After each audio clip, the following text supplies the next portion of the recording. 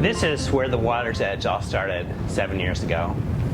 The family that owns this house is like a family to me. I've done a funeral for one of the owner's dads. In a few days, I'm going to do a wedding for their youngest son. They let us use their basements on Sunday nights. I remember our first evening together as a small group. There was 16 of us.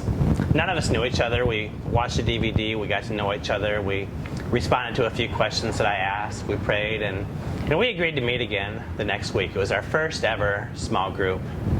Now, things have changed, haven't they? We have 45 small groups nowadays. Teenagers, men, women, couples. In these small groups, friendships are being formed. People are receiving support and encouragement, and we are experiencing God and living out the gospel together.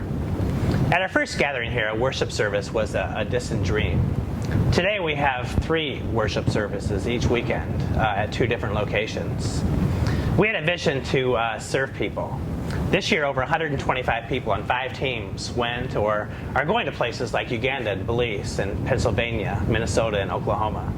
We support missionaries all over the world. Right here in Omaha, we collected over 12,000 pounds of food for hungry people, and we partner with some of the great ministries in town. Although Amber and I were only one of the 2 couples in this group to have kids when we started, we all had a vision to grow children who would one day become spiritual giants. Last week we had over 100 middle and high school students in our youth ministry. Last Sunday we had 26 third graders receive their Bibles during our 10:30 worship experience. As a parent, I could not think of a better place for my boys to encounter God. And a few miles to the west, we own 23 acres of land that will be our future and permanent home. It will be an incredible place where people, just like in Mark chapter 4, gathered at the water's edge to hear and live out the teachings of Jesus. This Sunday at Millard West at 9 o'clock and 10:30, and at Palisades Elementary at 6 o'clock, we're going to continue our series, Gods at War, with the message, Gods of Money.